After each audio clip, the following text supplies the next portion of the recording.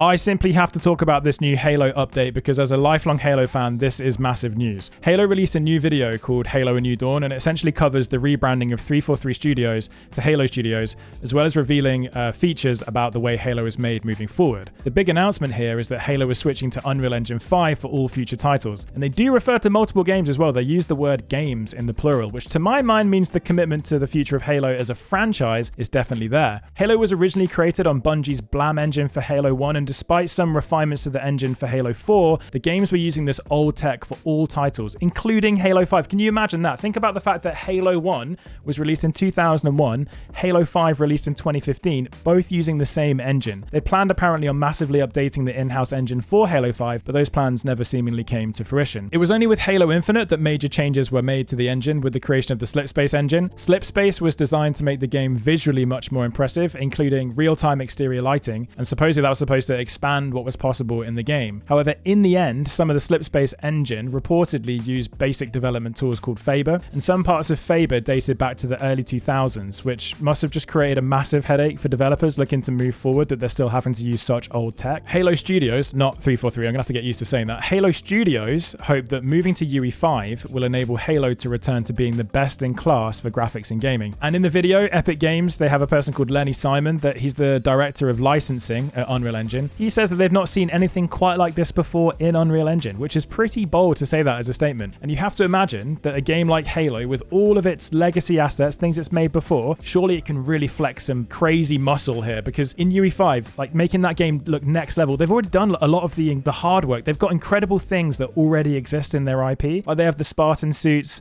the Warthog, the Energy Sword, Magnum, Battle Rifle. I mean, I could go on for hours here. And being able to build those like into UE5 with all of the detail available in there is going to be pretty epic, surely. The big thing about moving to UE5 though is that it removes Halo Studios' requirement to be a tech company as well as a game studio. I mean, they just won't have to pipeline and manage that in-house engine, and you've got to imagine that this surely will drive more resources towards game design and development, opening up avenues for bigger and more creative projects. I mean, perhaps, I don't know, maybe. As well as making life easier on the technical side of things though, it also means attracting and onboarding new talent, like development talent, will surely be made a lot easier, because as new recruits won't have to be like brought up to speed with the engine, the in-house engine, its uniqueness, if they don't have to learn that for as long, surely like they'll just be able to contribute much more quickly to projects and do their own new things and contribute. I don't know for sure about that one, but you have to assume it's probably going to make things quite a bit easier on the personnel front for Halo Studios. Now in the trailer, they demonstrate the internal project that they've been working on called Project Foundry. Project Foundry is a test case for UE5. Essentially, they've built 3 different biomes in Unreal Engine 5, or worlds, to build assets, lay the foundations for all future Halo titles, yada, yada, yada, yada.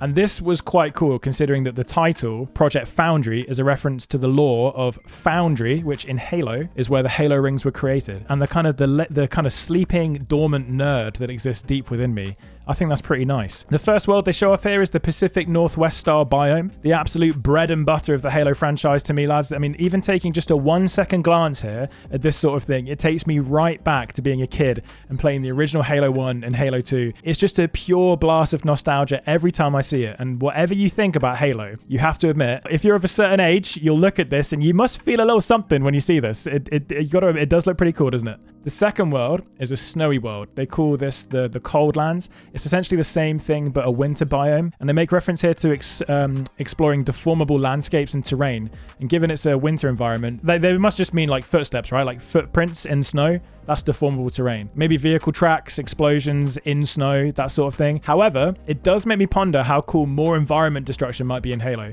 And can you imagine how cinematic that would make the campaign in particular? Like picture like massive trees falling down, blowing holes in the sides of buildings, etc. Something like that might be something that could set it apart from the likes of COD and its other competitors, though probably not Battlefield, because those guys do have destruction on absolute lockdown. But it would still, I think, be pretty cool to have a bit more destruction in the game. Anyway, that's not what they state here. And as this is a snow biome, it probably is just snowy footprints, which I'm not saying that's bad. I mean, you need snowy footprints. It's fundamental. I mean, they've been around for decades. Honestly, if you release a game in 2024, 2025, and you don't have snowy footprints, it's an uninstall from me. Immediate uninstall. The third environment was the Blightlands, an alien biome. This one looks like a sort of flood-infested landscape. And as with all flood-related maps and areas, I'm trying to think, what is it called? Isolation in Halo 3. It all does look pretty gross. I mean that in a good way. There's like pretty epic detail in this here, showing off for like what Unreal Engine can do in terms of details with those billions of polygons and the epic lighting they've got available in the engine. It looks pretty cool. In the video, they say they're expanding the studio and they're hiring new people. And so I did a little bit of investigating. I took a look at the listings, and these are currently the jobs available at time of recording. It's senior technical sound designer, hard surface artist, creative director, technical artist, senior UX designer, lead game systems designer. This is quite a bit of investment here, and in some of the listings you do get a bit of a sense of some of the vibes they're going for, like moving forward. Like, for example, for the lead game systems designer, I'll read this here. The job listing says, do you understand modern console or PC games and have experience with live service games? Do you closely collaborate with teams to drive inspiring, cohesive gameplay experiences? Are you interested in Halo and want to preserve what makes it unique while brimming with ideas to evolve an experience that millions of players love? So if you look at that, they're looking at preserving that feeling of Halo, that sort of intangible thing, the vibes that set it apart, but also they're looking for someone who wants to evolve it to the next level, take it to the next iteration. Interesting. But they also mentioned live service here, and live service being mentioned, it does hint that the future of Halo is live service. I mean, if they could pull off a great live service experience, maybe like a Helldivers 2, then that's perhaps not a bad thing. But if it's just a microtransaction farming fest with like battle passes and cosmetics that don't really offer much, I mean, it could probably hinder growth and be bad for overall success for the game, I think, because people won't like that. If it's new maps all the time, if it's loads of new content, then sure. But is all of this enough to say that Halo is saved? Will the new Halo titles be massive games? In short, the answer for me is probably not. And the long answer, or the more fleshed out answer, is to do with an economic principle, lads, called first mover advantage. Now, a very crude and brief definition of first mover advantage is the advantage gained by a company that first introduces a product to market. When you first deliver a product to market, you are able to establish massive brand recognition, loyalty to your products. I mean, think of Apple and smartphones, Google and search engines. These all deployed development and created unique products that were ahead of their time and thus were first movers. They became synonymous with the technology or type of product they were making. I mean, actually, let me think about it. A better example for the British people watching this video is Walker's Crisps. If you ask a British person to name a brand of crisps or chips, to those of you outside the UK, the British person will probably say Walker's 90% of the time. If you say name a brand of crisps, they will say Walker's. I guarantee you. If you come to the UK, maybe try it. Be careful who you ask, because British people can be quite volatile. But when you get out off the plane, wherever that is in the UK, as soon as you leave the airport, name a brand of crisps, they're going to say Walker's, guaranteed.